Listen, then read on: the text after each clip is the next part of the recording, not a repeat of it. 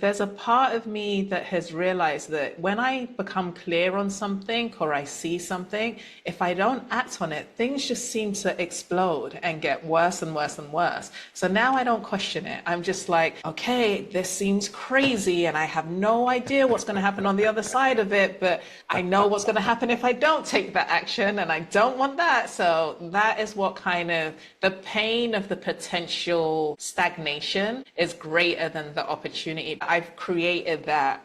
I've tipped the scale. I've taken so many leaps that have worked out that I trust more that the leap is going to work out, regardless of what happens. Even if it feels like it's falling apart, it always makes sense on the other side of it.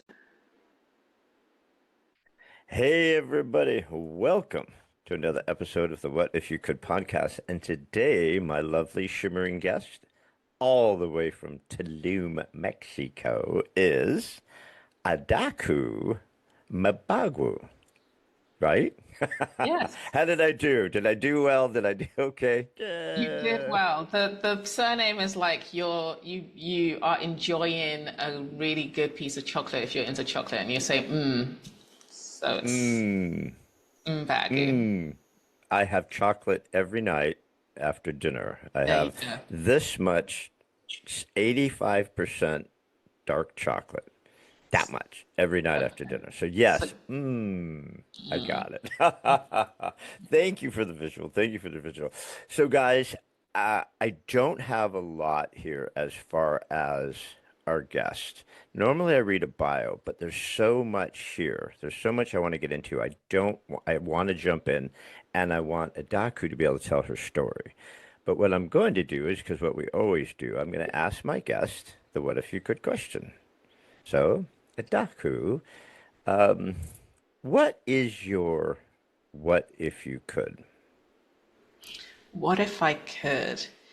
I think I relate to myself as being a little bit too on the serious side and on the rigid side. Some people may say no because I do things like move to Mexico in the middle of the pandemic. But on a day-to-day basis, I could probably be a little bit more carefree and playful. So if I could, I would be more childlike.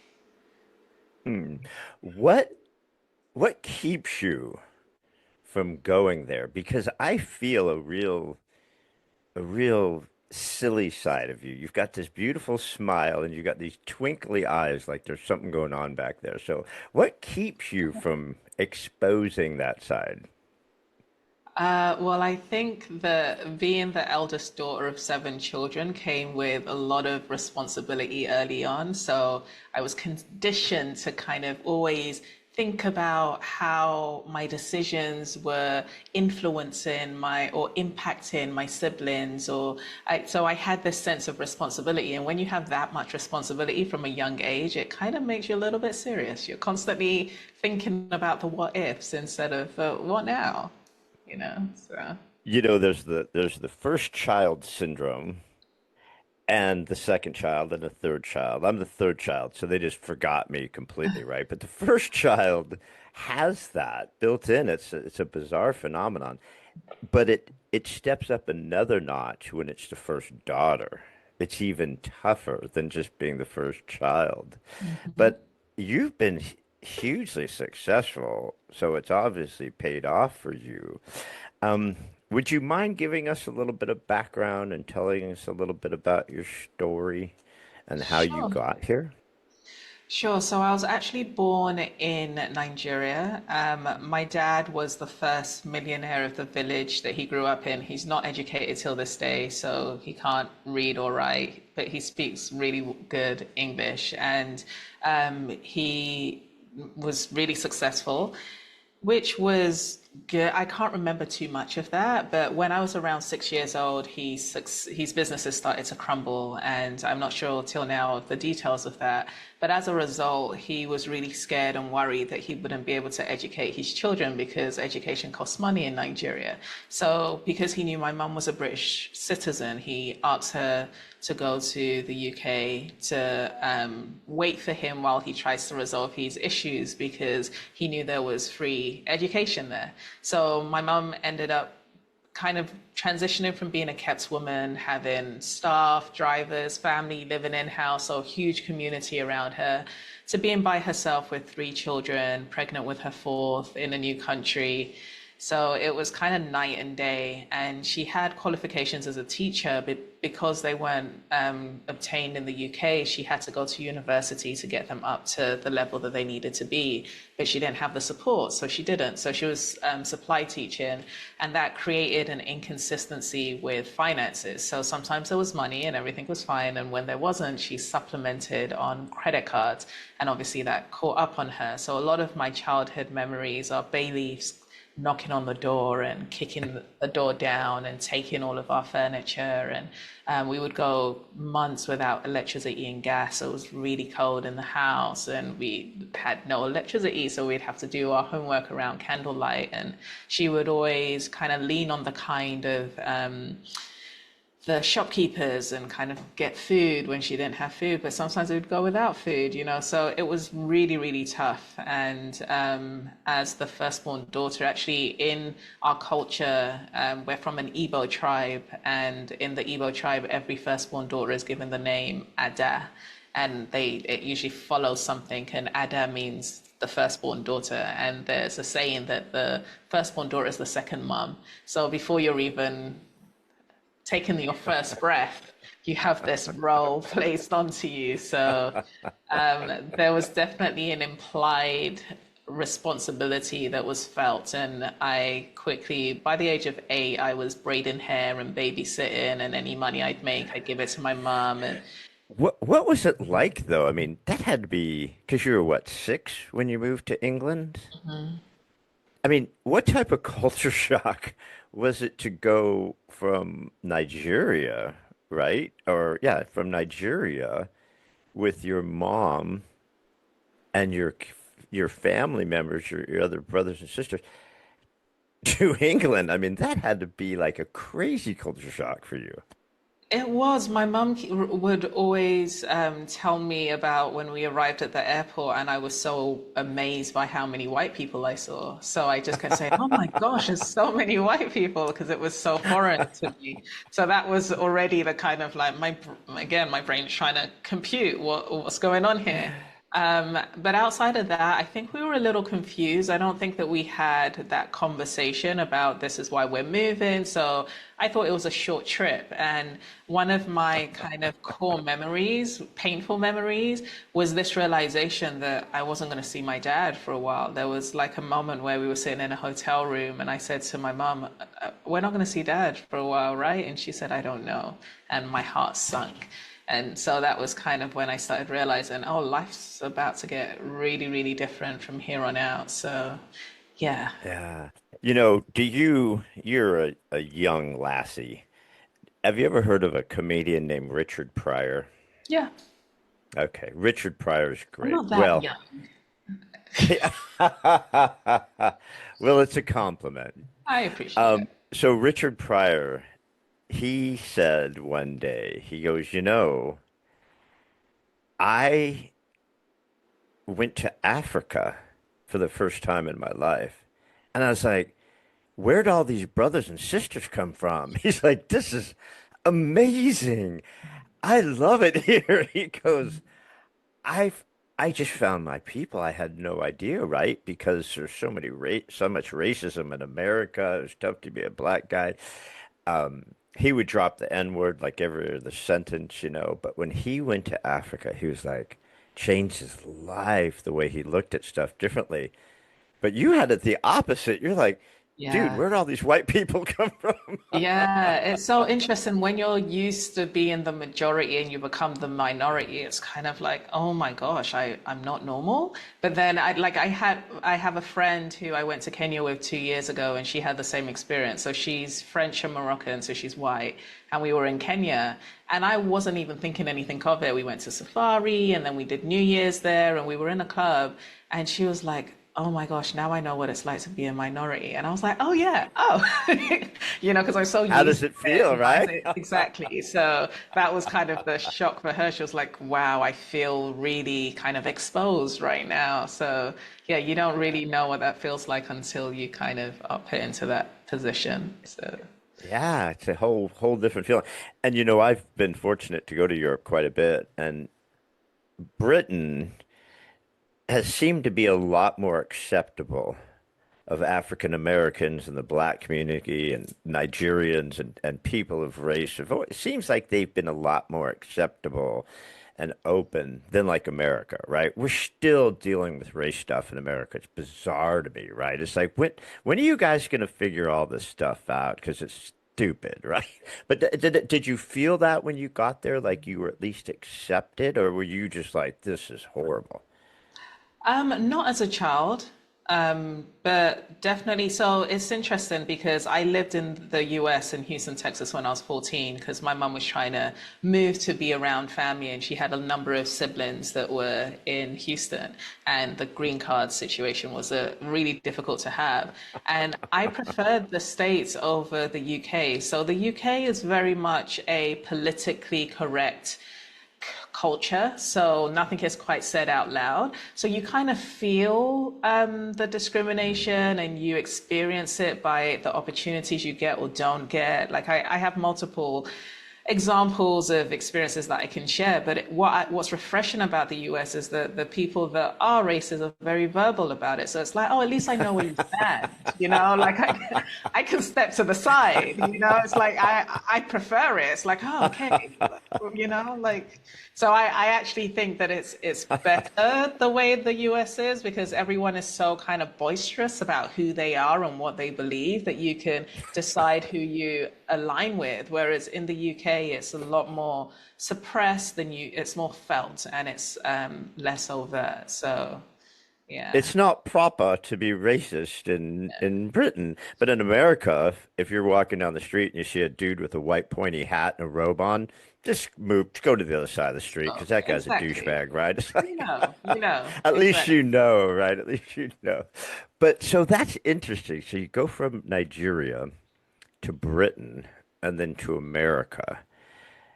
So you have a lot of moving around and a lot of cultures, but you've also had I mean, you've had a crazy, challenging life. I mean, you've had a lot of hardship and personal stuff, which you could share if you'd like. But you've been very open about it, so I can bring it up. But I mean, when did all that kind of start unraveling? When did the real tough stuff just start happening to you? I think it was when I went to university. So up until the point I went to university, I had my blinders on. I didn't really leave the house much. My mum eventually divorced my dad, remarried, and her second husband became schizophrenic. So her attention went to him, and I became the mum of the house. So I was cooking, cleaning, helping with the homework, doing hair. I didn't really have time to play. I had friends, but I didn't really spend time outside. And then when I went to university, I saw students whose parents were helping them and giving them money when I was working 40 hours a week alongside studying to send money home. So I think I started to feel a little bit resentful and was wondering like what I know people who are on benefits and they're coping. So I started to see that maybe because my mum was so stressed, she would deal with it by not having a healthy relationship with money or spending to make herself feel better. And that's when our relationship started to be strained. And I started to, I guess, feel a little bit like a victim and sorry for myself for not having a childhood and feeling so obligated. And those sorts of thoughts started to create anxiety. And then I left university and started working. And I would work 12 to 15 hours a day to take care of my household because I was engaged at the time, as well as my mom's household. So it was just this kind of chain of behavior that I didn't think I had a choice in. I didn't know any better. So I just kept pushing.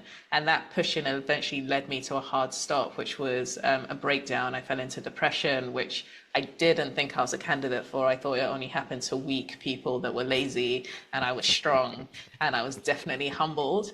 And depression was the kind of wake up call that I needed because I was like, oh, my household is chaotic. I've got a schizophrenic stepdad. My mom is like not really managing her money. Everyone's relying on me. So I have all the answers. I'm right. And it has to be my way, and I have to be in control of myself. And everyone.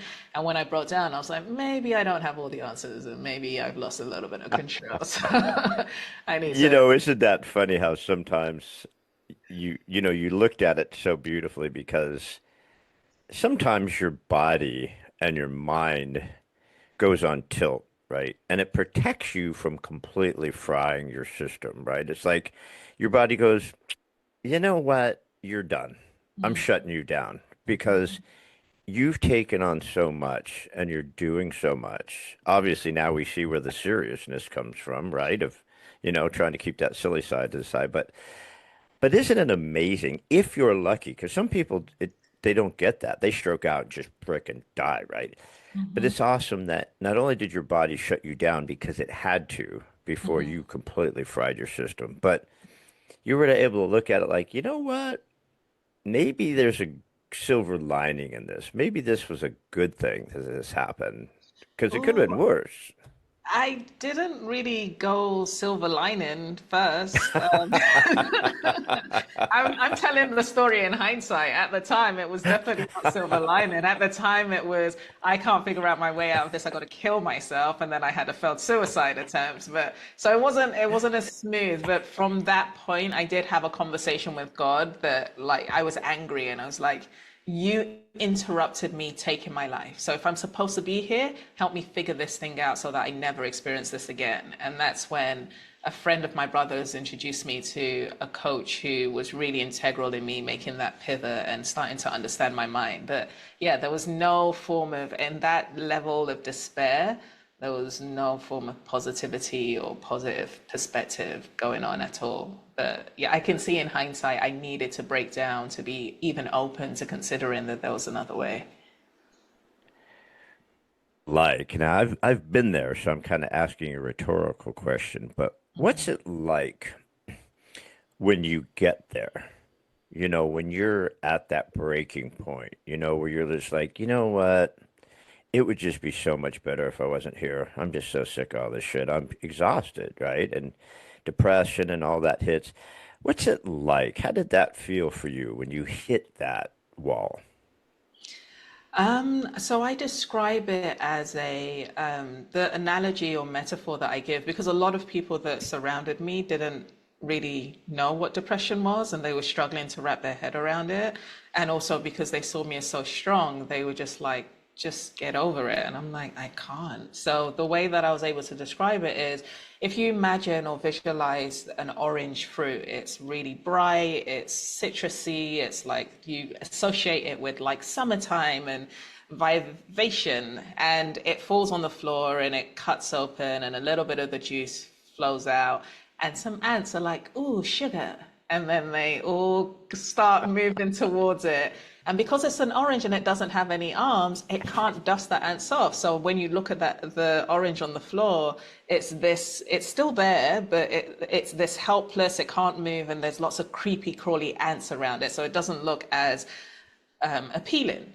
And that's what I felt depression was. It was like I knew I was in there, but there was this cloak over me, and I didn't have the ability or the hands to be able to remove it. And it was heavy and it was weighty, and it was following me everywhere I could go, everywhere I was going. So that's why I felt so helpless. I'm like, okay, I can't see a way out. I can't figure out how to stop this feeling. So if this is going to be the rest of my life, I just want out. So that's how I describe the experience of depression. It's just this resignation. That may be the most amazing description of depression I've ever heard in my life. And I've talked to hundreds of people about it. I've suffered it for years. But God, what an amazing visual. We've all seen ant covering a piece of fruit or covering a piece of chocolate or something like that. I just got chills hearing you say that because it's such an amazing visual of how it really feels. And it's also the constant attacking. It's like stuff, it's just like, I can't get this off of me. Like you said, and for me, it was just this darkness. It's like, I'm a really light guy, right? Except I cry at toilet paper commercials. I mean, I cry for anything, right? I just do, but I'm a very light person. But when you're in that darkness, what a great description. It really is helpless, isn't it? It is. It is. There is a way out, though. You just got to figure out the hack. But yeah, Well, it we're was, getting there because you're going to yeah. tell us how you got. But I Sure. just have a couple more thoughts on that period for you because it's so important to for people to know from whence you've come, right? I mean, you're not just. I mean, like you say, you're not just a coach, you're a movement. I mean, you've been able to take this darkness and also craziness. It's so funny when you hear people in America complaining because they didn't get enough, oat milk in their latte, right? And they have to go home and cry.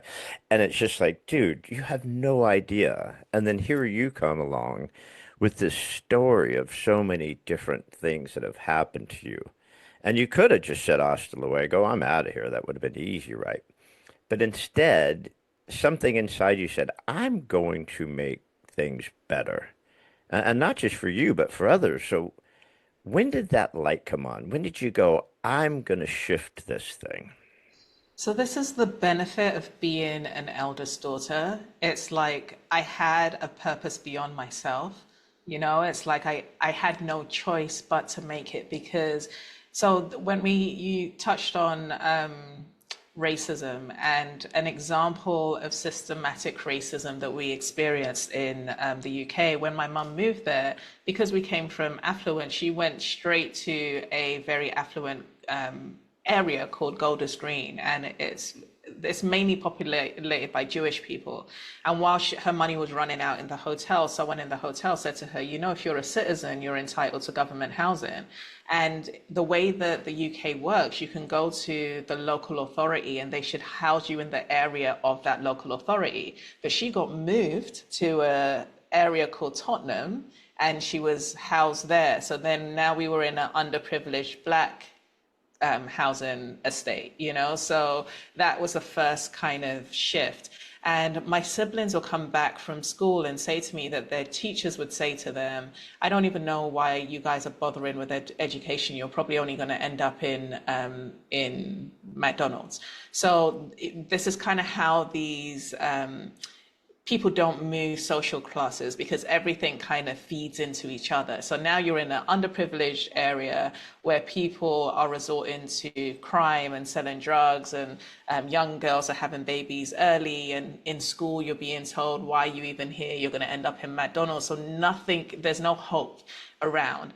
But I always felt like there was, and what I'm grateful to my mum too is she introduced me to all of us to meditation when I was about 8 years old, and I would go to these meditation classes with her every Sunday, and she would have quiet days on Sundays from the moment we woke up, and we would break it with a meditation at 12. And she was teaching us to turn within, and she said, everything outside is an illusion and you can create anything you want. Just talk to God like he's your dad, and so cultivate that relationship. So that taught me to dream, So I was like, there must be something more. There must be something else. And maybe also growing up in abundance in my childhood gave my system and psyche some sort of reference to some other experience, even though I can't really tangibly remember it. There was always something in me. So I was like, for the survival of my siblings and to show them that they don't have to end up the way that everyone else has ended up, I have to figure out a way. There wasn't a choice,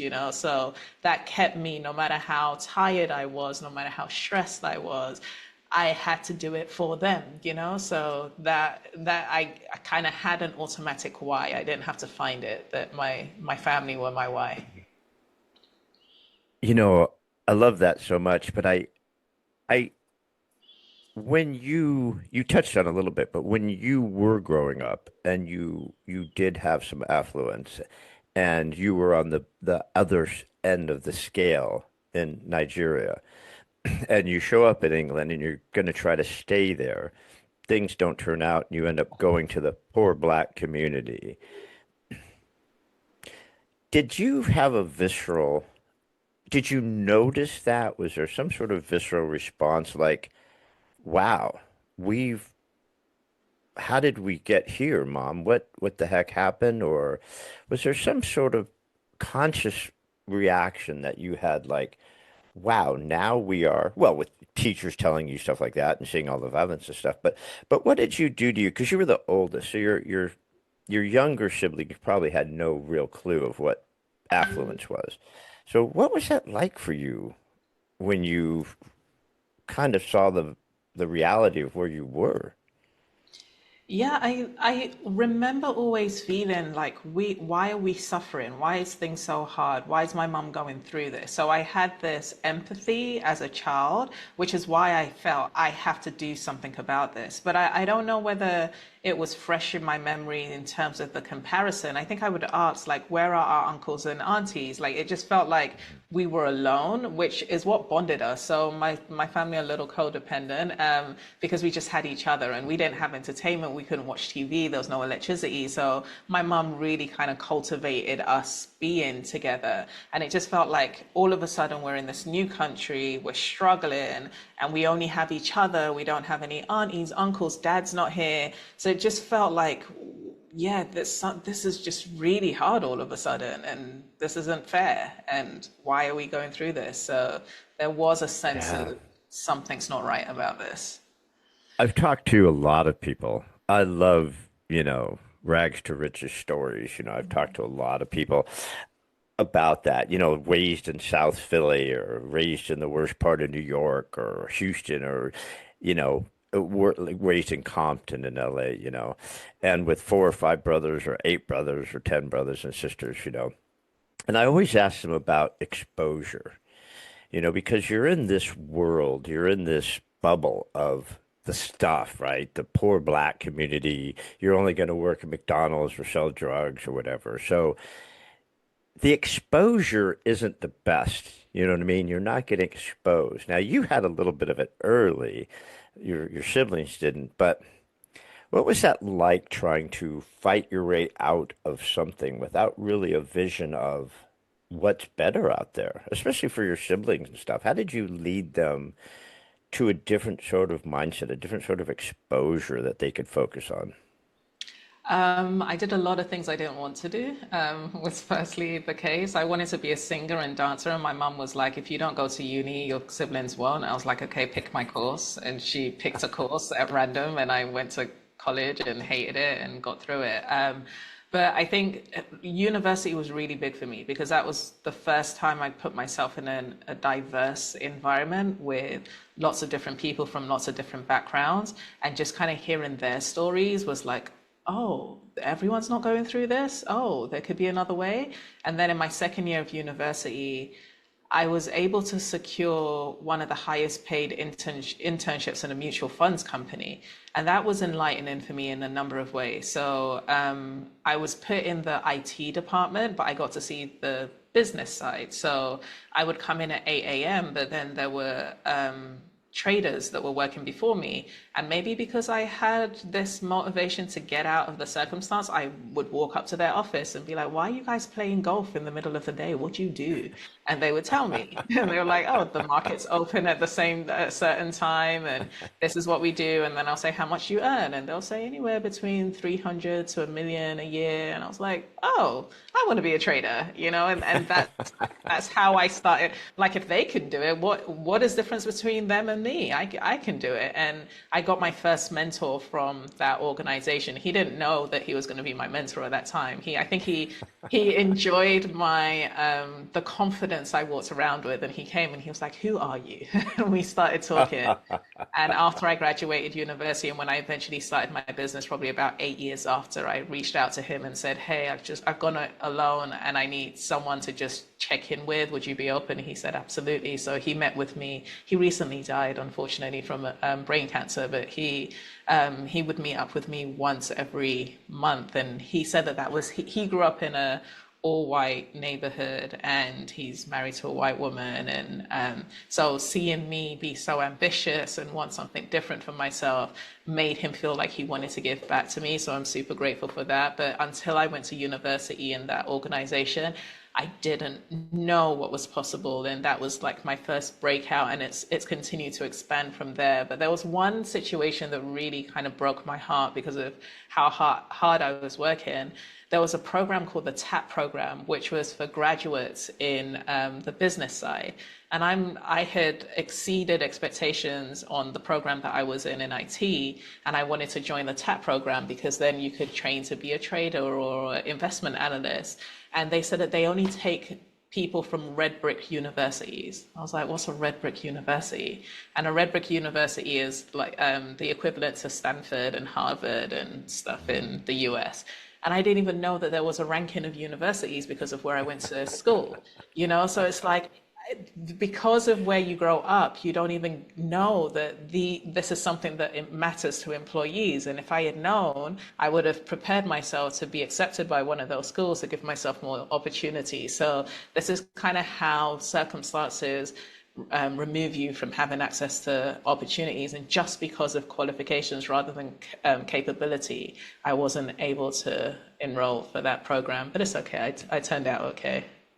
You turned out okay. Yeah, here, a lot of kids reach for that Ivy League, that Ivy League of education, Cornell, Harvard, Penn, because that carries some sort of cachet with a lot of employers, which really means nothing because now the education they get is not that great. But so that's interesting that you had that. So you've always kind of had a little bit of entrepreneur in you, right? You certainly have always had a lot of fight in you, even when it hit the wall. But I mean, you've always had that confidence, that fight in you.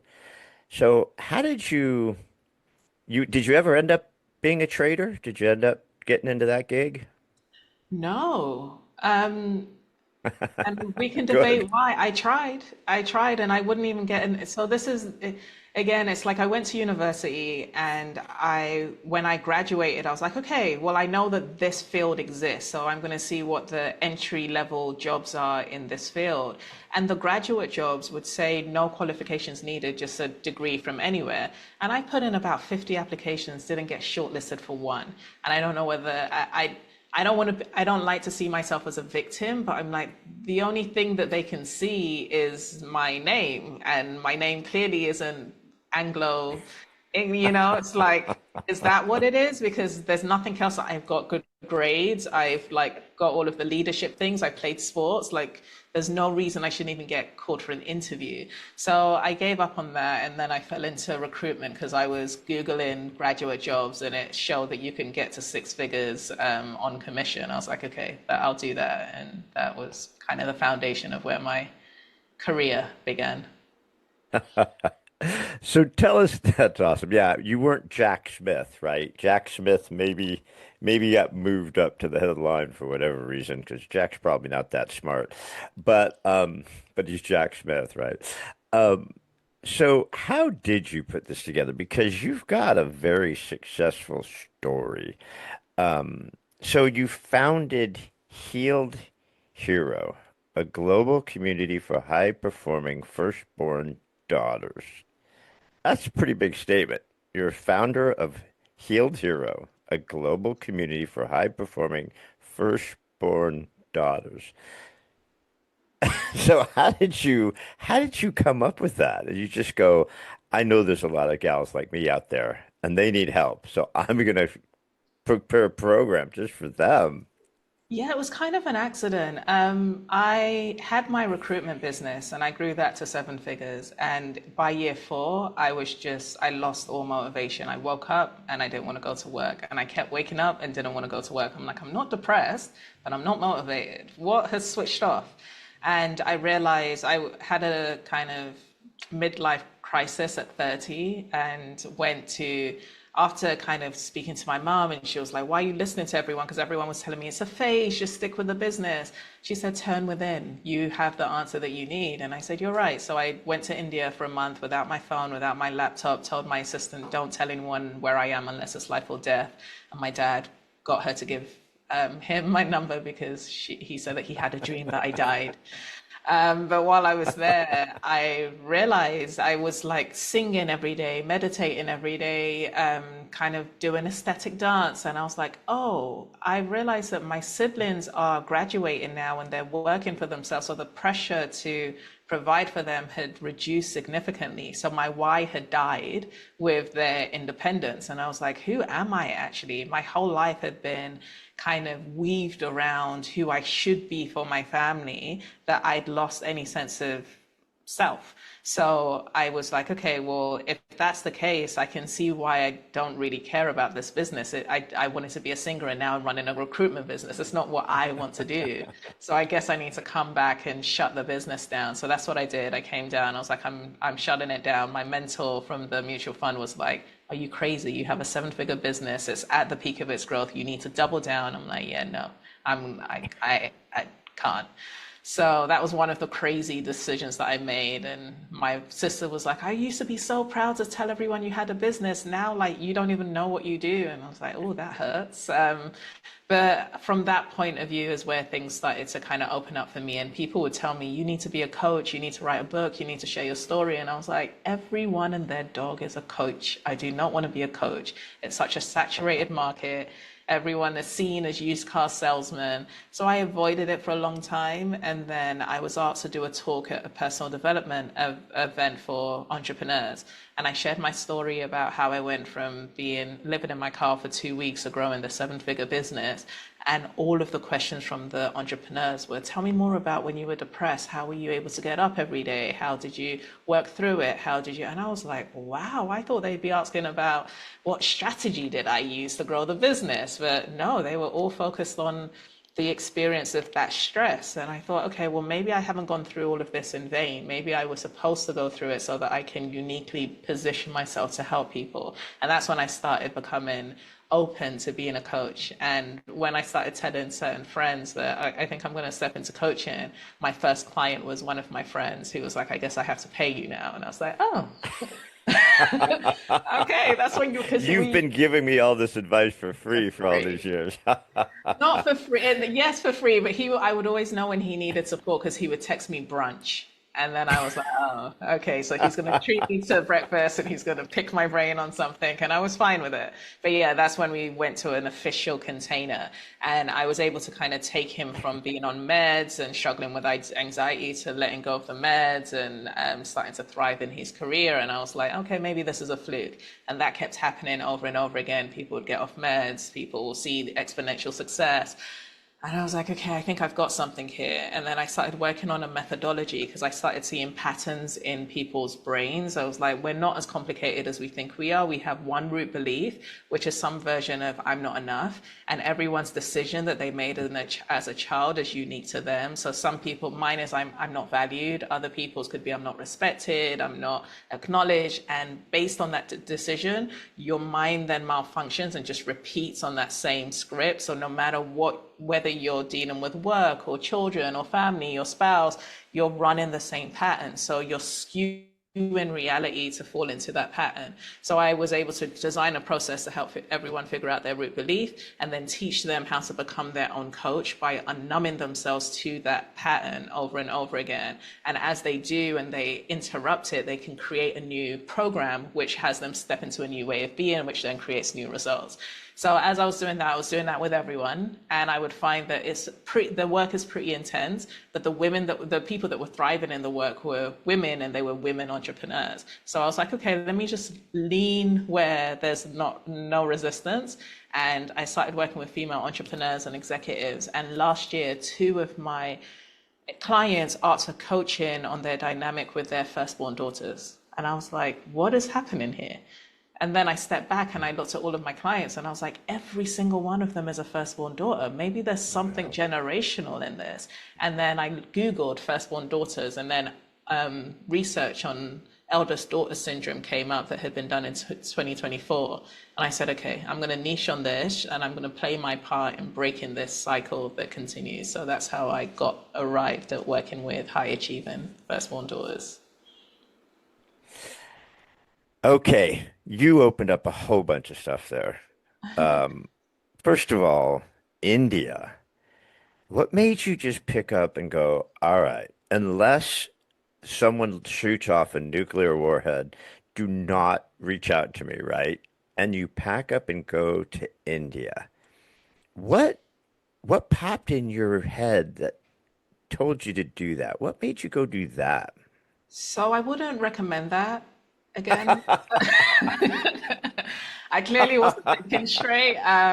As a woman, single woman, not having my phone, people not knowing where I am, it wasn't a good idea, but it worked out again, thank God. Like, I just feel like I thank my angels, everyone that's looking after me to keep me alive in these decisions. But I Googled meditation retreats around the world to figure out where I wanted to go. And I was like, I don't want to rough it. I want to be comfortable. It's like I don't feel like spirituality needs to come with torture, which a lot of the times people's like sacrifice. You don't need to be a monk living in a cave, right, to find this. You don't need to do that, right? No, I'm like, just I've had a hard life. I just want some gentle growth. So all of these meditation retreats came up, and they were like wooden beds with like thin mattresses. I was like, yeah, no. And then I found one where it had a swimming pool and a peacock walking around. I was like, ooh, okay, cha-ching. And it was the Osho meditation ashram in Pune, India. And I didn't think about it. I didn't do any research. I didn't try and figure out who Osho was. I just bought a ticket and was like, okay, this is the one I'm going to. I booked a month stay, and I just showed up. And when I got to Delhi, it was really scary actually, because the immigration officer said, "Where are you going? You're traveling by yourself." I'm like, "I'm going to Pune." And it's like, "To do what?" I said, "To a meditation ashram. What's it called?" And I told him. He was like, they have orgies there." And I was like, "What?"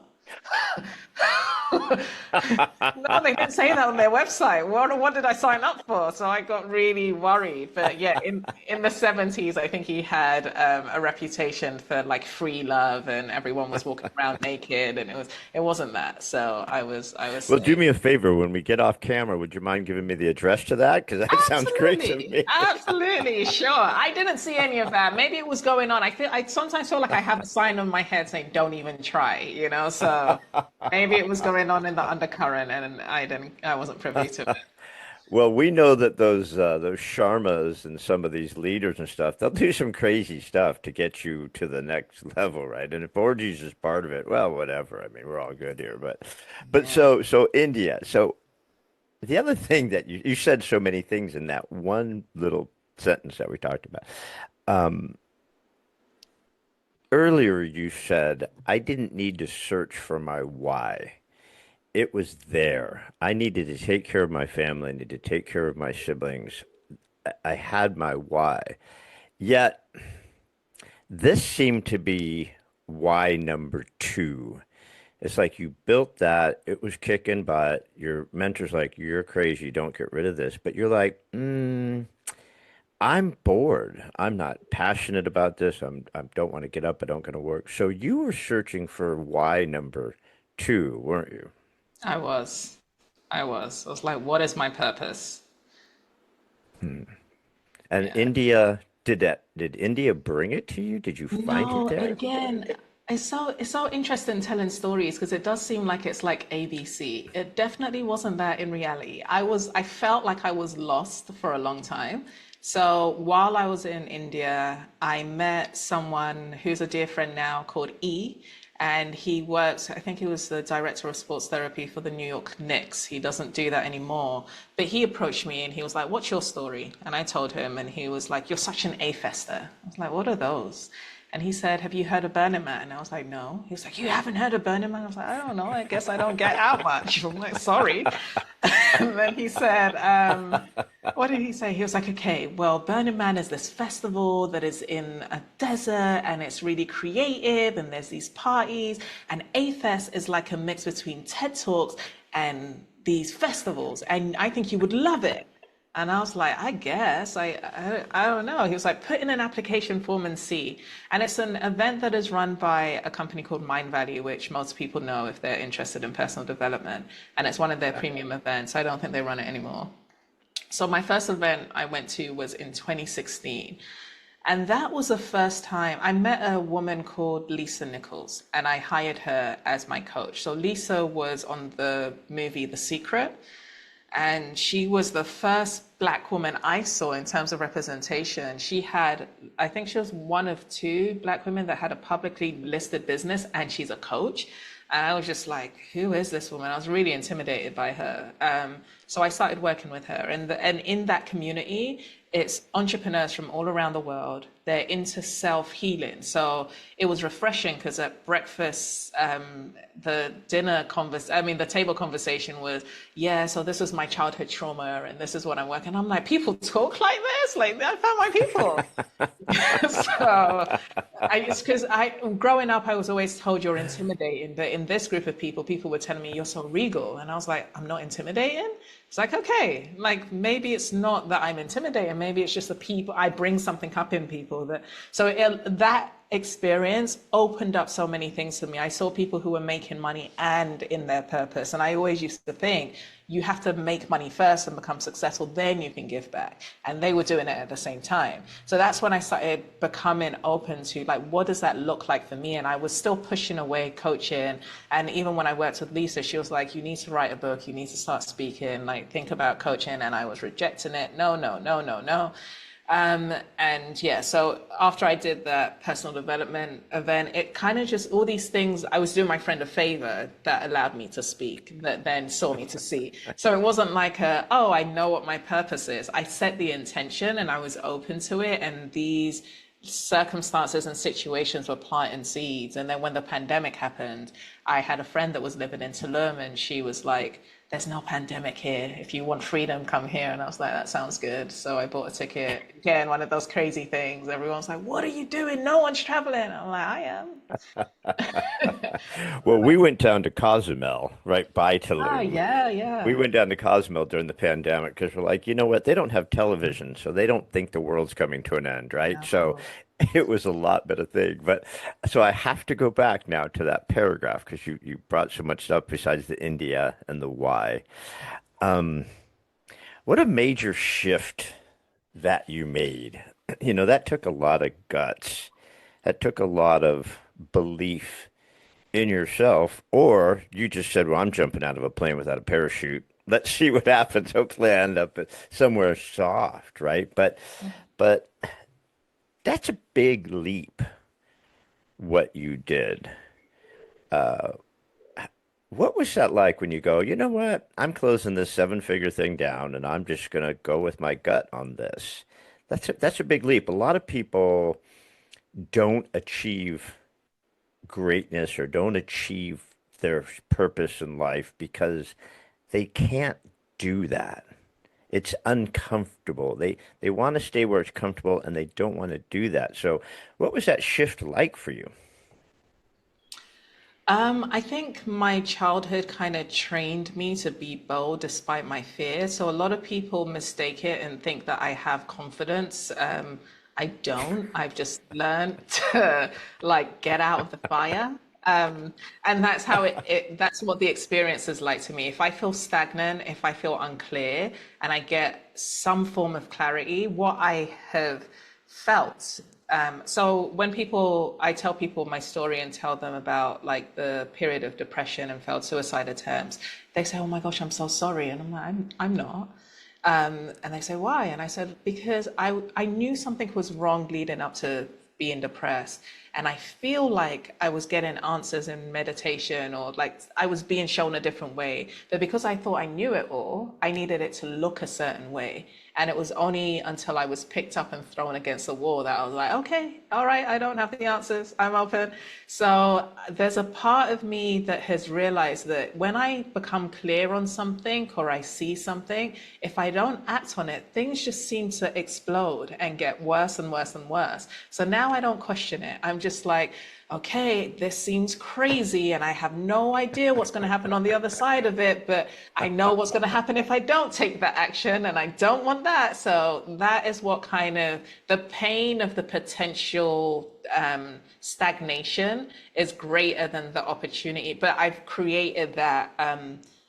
I've tipped the scale. I've taken so many leaps that have worked out that I trust more that the leap is going to work out, regardless of what happens. Even if it feels like it's falling apart, it always makes sense on the other side of it. So I'm still insecure. I'm still scared. Like even growing this community, I'm like, I've always been a lone ranger. I'm going to grow a community. Why are they going to care about me? And like, can I really do this? I still have I have track record in my coaching practice, but I still have all of these concerns because it's a new venture and I'm trying to stake a claim in the market of being a firstborn daughter specialist, and there isn't one yet, and it's like, that's a bold thing to say, so it's like, well, I guess this is it. It feels aligned and it feels like this is where I need to lead. So I'm just going to trust the process and see what comes of it. I love it. And you, just to last wrap up the things you were talking about is when you said the word numb, how people just numb, they numb out, right? And so the exact opposite of being numb is doing what you're doing, throwing yourself in the fire, throwing yourself out there, taking those chances, tuning into the universe. The universe will reward you for anything you want. It'll give you anything you want. If you manifest enough and you put it out in the universe, it will appear. The challenge is, even if we hear it, many of us won't adhere to it. We won't listen to it. Then the universe is saying, well, you asked for this. I'm telling you, the window's open. You're like, eh. You're either numbed out or you're scared or you don't want to take that. But you've chosen to say, I think this is going to work out. I'm not saying I'm brave. I'm scared to death. I'm not saying I'm going to be able to pull this off, but I'm saying that I'm going to follow what I'm hearing. And that's an awesome way to live. Thank you. Yeah, it's either that or fall into depression and kill myself. So, Well, there's that too. There's that yeah. too. But you know what? Again, that's I heard it somewhere, and I'm sure I'm going to screw it up. But the guy was crazy. He was always taking all sorts of crazy risks. But he said, the closer I get to death, the more excited I get. It's like the closer I see that the razor's edge is where I find the juice. It's like, yeah, we could all be safe. We could all go work at McDonald's. Well, not anymore because they're firing everybody and putting in kiosks. But I mean, there is no such thing as safety. Doesn't matter how much money you have. It doesn't matter how good your health is. It doesn't matter what your family's like, where you come from. There's no such thing as safety because that next second, your entire world can blow up. So why live in safety zone, right? Yeah, I think safety is an illusion. Our mind is designed to always anticipate and find reasons to be scared and be angry, which is why the pandemic worked so well for getting everyone to do exactly the same thing because it was fear mongering, right? So I do think that there is an opportunities for humans to understand that our minds are a tool. They're not necessarily who we are, and we're letting the tool work us instead of working with the tool. So the more we're able to really master the inner workings of our minds, the more we're able to kind of shift those fear-based stories and step into expansion. It's a human need to expand. When we don't feel like we're expanding or connecting, we get depressed, so we need to grow. It's like it's a core need, and if we're staying safe, then we're not growing. So even though safety feels like the thing that we want, it makes us feel bad because then we start judging ourselves as failures and not meeting our potential. And I think there's interviews of people that are dying and their biggest regret is not doing all the things that they wanted to do due to fear. So it's like we can appreciate the fear, but it's overactive. I think it's a primal design to kind of keep us from being eaten by lions, and we're in these suburban cities still reacting like we're gonna die, And it's how can we talk ourselves off the cliff and say, listen, you're not gonna die. Like we can try this, and if we try it and we fail, we're still in the same place. We haven't actually lost anything, but if we don't try it, we lose the opportunity of creating something. So there's more to gain from leaning into fear and challenging it than there is to lose. I love that. I love it. That's so true, and we love to be controlled by fear, anger, hate. We just love it. It's like we want to hate stuff. We want to be angry about stuff. We want to be in fear. We like to live in fear, right? But what it does to our soul, what it does to our DNA, what it does to our our life and our children's life and our grandchildren's life is just so wicked bad. Mhm. But we just let ourselves be abused by those things. It doesn't make any sense. It's so ridiculous. And you've chosen to step out, whether you want to or not. You've chosen to step out of that fear. I mean, you could have grown up really angry. You know, you could have been hateful about the racism, angry how your life changed, you know, from prosperity in Nigeria to be the black community and England and stuff. But you chose to either to kill yourself, and then when you didn't, you came out on the other side, and Yes. I think that's awesome. So, God, you've been so gracious with your time. There's so much more to cover, but tell me just a little bit more about your coaching, what you're doing with that. Do you like to call it coaching, or you try to stay away from the C word? I try to stay away from the C word. Yeah.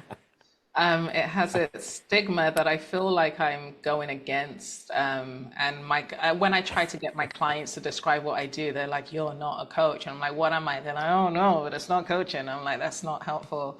But yeah, I don't know what to call it. But yeah, so essentially, what I do, the reason I work with firstborn daughters is because I am trying to break this generational curse or pattern that seems to just follow firstborn daughters down the line. And a lot of the women I work with come to me wanting to excel in their career or grow their business. And they get those results, but they do it by going. I have a client that's like, "Oh, you make us go into the shit drawer of our mind and unpack all of that." So that's the way, because how you are operating subconsciously is tainting every single area of your life. And until you can see it, take accountability for it instead of pointing and blaming. And that's probably why you feel that I have a different perspective, because it's like life is going to happen and people are going to be people and circumstances are going to exist. I can't control that, but I can control what I'm contributing to it, and I can control how I'm responding to it.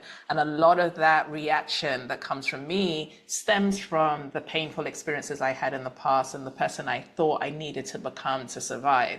And maybe it served me as a child, but it might not serve me in terms of what I'm trying to create in my future. So I have to become hyper aware of it, unnumb myself to all of those micro triggers every day, and create choice. And every time I choose something new and choose to step into a new way of being and choose to lean into fear, then magic starts appearing in my life. I start opening up myself to all of the abundance that the universe is trying to flow my way. So that's what I help firstborn daughters do in order to achieve success, but also achieve peace and alignment and improve their relationships. That's awesome. You know, I I have two boys, and they're 32 and 31, I think. Something like that. I think they're I about thought you 32 and were in your 31. 30s. How's that They're possible? six, just hit the, and they're 16 months apart. So I never know if they're 32 and 30 or 32 and 31 yet. I don't know. But I remarried after my wife passed 10 years ago, and I remarried, and she had two daughters. So she has a 35-year-old daughter who I adore, and a 25-year-old daughter who is just a maverick, right? So I love these girls. But Shona is the absolute Google first daughter syndrome girl, and her picture shows up. I talk to her about it all the time. I'm like, you are such a first daughter syndrome. Mhm. And she's, you know, if you say, guys, we're all going to get together at 6 o'clock and have dinner at this place next week, right? She sends out an itinerary and a menu and directions. It's like, dude, we're just gonna go meet at McDonald's, all right? We know Yeah. where it is. But that's who she is, you So, know.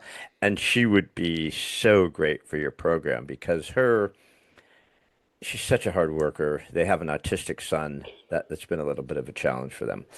But she's so amazing, yet she hasn't scratched the surface her of potential. who and what she is. You know, and I tell her that all the time, like, God, Shona, you just would be the first woman president of the United States. I mean, so I love that you're doing that because there's this burden of being the first daughter. There's this responsibility, this almost overwhelming need to take care of stuff, Hmm. that I see was showed us. I love that you're doing this. It's so crucial. We need to reach all the first daughters. But I'm going to let you go. It should be great for your time. I told you to get you out of here. But I lied because I'm a dude. One more I question. said I only had one question, but I actually Uh-huh. have two questions. Okay. So I gave you the what if you could question before we got on here. But my second question is, if you had a thought or a message, something that really touched your soul, something that was important for you that you think about a lot, or just something you'd like to share with everybody before we sign off, what do you think that last thought would be that you'd like to share with everyone? I have two. Is that okay? You could have five. I don't care. I love you. You could do whatever you want. I don't even want to leave, but we're Oh, getting closer. thanks. Okay, thank you. Abundance. Okay, the first thought that I have, which is been the guiding principle for me, is that whenever I thought I've not been able to handle what life has thrown at me, I've handled it and then some. So there's a statement that I use in my company: you're more powerful than you know. And it's only when you push yourself to the limit that you discover the version of you that you would have never got to meet had you not gone through that. So even though, like we were talking about the experience of racism and being a black woman has its journey, and I'm grateful for it because I feel like challenges and the obstacles I've had to overcome, even the circumstances growing up, I am so resilient. You can strip everything away from me and make me start again, and I'm going to be able to find my way through because I've proven to myself that I have. And there are some people that will crumble in those sorts of situations. So there's a blessing in or there's purpose in all pain. And if you're willing enough to trust that everything is happening for you and to reflect back at your experiences to see why you had to go through them to become who you became to do what you're doing, it gives you that confidence to trust that everything that's happening is supposed to happen, and it wouldn't be happening to you if you didn't have the ability to move forward. So you're more powerful than you know is the first one. Mm.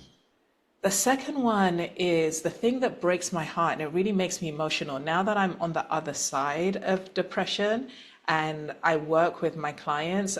My clients make me emotional all the time because they come to me with this weight that we were talking about, this cloak, and they're like, life is so hard and I'm just so exhausted. And when they say that they're tired, I know what they mean. It's like that soul tired. And the step to getting out of that is so simple, but it feels so complex and so difficult. So I wish I can kind of give everyone this magic potion to see how simple the steps are. It just takes them having the courage and the will to go against themselves, because they will have to go against their thoughts and their emotions. And that's what makes it hard. But once you do and you start creating new actions and outcomes, then your brain starts saying, okay, we didn't die. Maybe we can let go of this old programming. And things just start showing up in life, new people, new opportunities, and I just want everyone to know that it even as hard as it seems, and for as long as it seemed hard, the alternative is in reach. It's not just an opportunity is awarded to lucky people. Everyone is as lucky as they're willing to believe that they are. Mm. Okay, well, now we can't go anywhere for a minute. You just knocked so much out of the park. Um, you touched on it earlier about people on their deathbed, and there's surveys out there where they said, we've surveyed 10 million people on their deathbed, and these are the top five things that they've all, where it seems to be averaged out, right? Where people say, like you said, you know, I wish I hadn't have worked so much. I wish I had have taken that chance. I wish I would have done that instead of stayed safe. And that soul tired. People think that they're sleep deprived or they're exhausted or they're working too much, but it is your soul that is exhausted sometimes, right? I mean, that feeling when your soul is weary and you're like, I, I could sleep for a week and it wouldn't matter. right? Because it's not my body that's tired, it's my soul. And I Mhm. love that you said that. And I love that you are more powerful than you know. It's like, I think it comes back to that fear thing, that anger, that hate, that control of what's happening in the world right now. And historically, with first daughters, you work with first daughters, that's in there. But gosh, don't you just see that the world just kind of trying to tamp us down and keep ourselves from rising up? Don't you feel a weirdness out there from that? So my perspective, because I believe everything is happening for us, and I do have this relationship with a higher power, I feel like I don't know why everything is happening, but everything that's happening is supposed to be happening. And sometimes, because I know from my own experience, I needed to experience extreme pain before I moved towards change. Maybe this pain that is being brewed up is designed to wake people up to wanting something more with a real kind of passion to move into, because we all want the same thing. We want to be able to sustain ourselves. We want our loved ones to be taken care of. We want to feel connected and happy and joyful and abundant and all of those things. So the foundational desire is the same. It's just that the conflict that we're experiencing is just a magnification of the conflicts that we have in our lives. So the whole be the change you want to see, I think it's really easy to point the finger and look outwards. But if you're looking at what, like the wars out there and you're complaining, look at the war in your family, look into your relationships. Are all of them peaceful? If they're not, then be responsible for shifting that, because as we're shifting on an individual basis, we're raising consciousness. So I do think that I try to, sometimes I get pulled into the drama, but when I can and when I'm able to ground myself and meditate, I'm like, you know what, everything is in perfect divine order, and the only thing I have control of is this vessel and whatever I'm showing up as or feel led to do, and that's where I'm going to put my energy. Wow, knocked that out of the park. Great answer. Great answer.